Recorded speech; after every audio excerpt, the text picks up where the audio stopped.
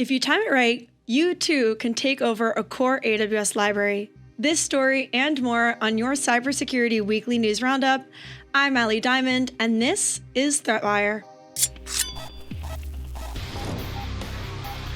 The team at Wiz found an insanely well-timed vulnerability in AWS code build, allowing takeover of some of the internet's most highly used AWS library.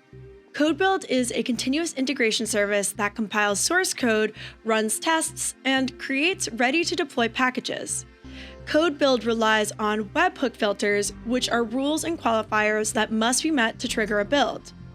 The issue with code build is that the de facto solution for filtering allowed and unallowed users was the actor ID filter, which consisted of an allow list of GitHub user IDs. In their investigation, the team at Wiz found that the actor ID filter for several AWS projects that used code build used regex for filtering the actor ID value. It turns out that the regex patterns were malformed, missing the qualifiers for forcing exact matches.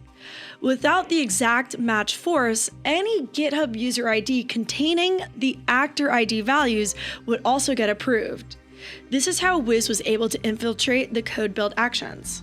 The team at Wiz was able to time creating a GitHub user with numeric IDs containing one of the approved actor ID values, as it turns out the user IDs are assigned sequentially. Based on our tests, GitHub creates roughly 200,000 new IDs each day. At that rate, for any given 6-digit maintainer ID, a new, longer ID containing it would become available for registration approximately every 5 days. Through clever account generation, the team at Wiz was able to generate a bot containing the required user ID value. Using that bot account, they targeted the AWS/AWS-SDK-JS-V3 library by fixing a real issue and hiding a malicious NPM dependency to extract GitHub credentials. They were able to get the GitHub Classic Personal Access Token to an action with full admin privileges, and then use that to approve their own accounts to be admin of the repo. The proof of concept was executed on that one JS v3 repo, but they found at least 3 more repos had poor regex filtering on the actor ID values. AWS resolved the issue within 48 hours of receiving the report from the team at Wiz. They released a formal statement including the following quote, talking about their follow-up actions. Additional mitigations were implemented, including further protections of all build processes that contain GitHub tokens or any other credentials in memory. In addition, AWS audited all other public build environments to ensure that no such issues exist across the AWS open source estate.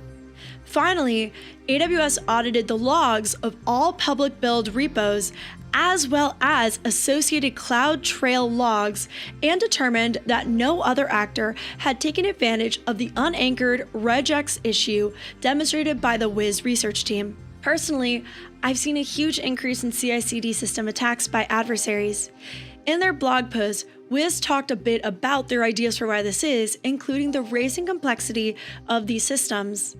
If you're watching and a cybersecurity practitioner, what are you doing to keep your CI/CD systems protected? Over a 2-week span, N8N got rocked with 4 critical CVEs, 2 ranking 9.9 and 2 ranking a perfect 10 CVSS score.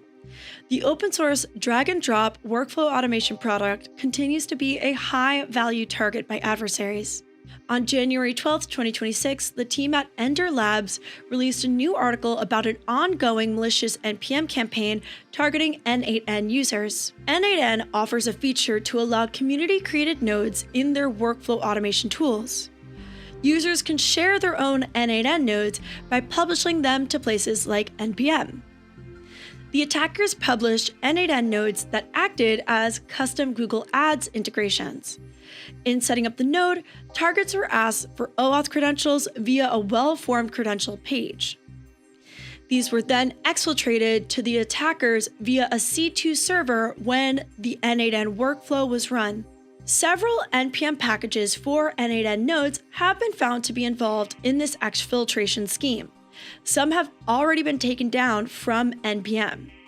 Personally, at this rate, if you're an N8N user, I'd really reconsider your technology choices while N8N continues to get their ecosystem under control. Imagine using technology proven to be insecure for over 2 decades. The team at Mandiant finally reached their limit with people using old technology and decided to act on it. For context, NetNTLMv1 is a Microsoft challenge response authentication protocol for network auth on Windows systems. The NetNTLMv1 has been proven to be weak since 1999 and documented as insecure since 2012. But the team at Mandiant has continued to find live environments using this protocol in the year of 2026. To take a stance, they've released a rainbow table containing hashes of common passwords using that protocol. They assert that with less than 12 hours of time and around $600 of consumer hardware, these NetNTLMv1 passwords can be cracked. By releasing these tables, Mandiant aims to lower the barrier for security professionals to demonstrate the insecurity of NetNTLMv1.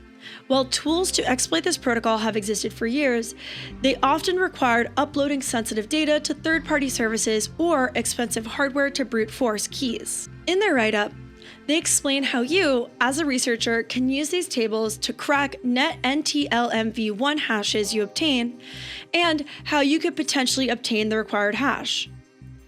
The remediation to prevent these attacks is to literally stop using NetNTLMv1, so please upgrade if you're using this protocol. Node has released a formal statement regarding a new mitigation of a potential denial of service attack. It has been assigned a CVE of CVE 2025-59466 with a CVSS score of 7.5. The vulnerability affects specifically the use of async hooks in init callbacks. During deep recursion use cases, a stack overflow event occurs that causes a range error to be thrown and a fatal hook error causing Node to exit with a code of 7. For context, a code of 7 exit in Node.js maps to an internal exception handler runtime error. This alone is an issue as the error is caused by user code and it occurs in the hook callback. In the breakdown of the explanation of the CVE, it was also identified that the use of basically any application performance monitoring tool put you at risk, even if you personally don't use async hooks in your work. Application performance monitoring tools like New Relic, Datadog, OpenTelemetry, and more utilize the async local storage, which relies on the use of async hooks. The irony is notable. The tools you install to monitor and debug crashes can make a category of crashes behave differently. This is not at the fault of the APM tools. They are using the Node.js APIs exactly as intended. A point to highlight here is that the Node.js team isn't treating this like a vulnerability, but instead as a security mitigation. The formal write-up doesn't even include the CVE for the vulnerability or the CVSS score. They cite several reasons for this decision, including the fact that proper tail calls reusing stack frames are not implemented by most JavaScript engines today. They specifically call out that the modern V8 JavaScript engine does not treat stack space exhaustion as a security issue. Do you think it should be considered a security issue? 2 other trending stories you should probably know about. A new Chinese-affiliated Linux-based malware framework has been discovered by the team at Checkpoint.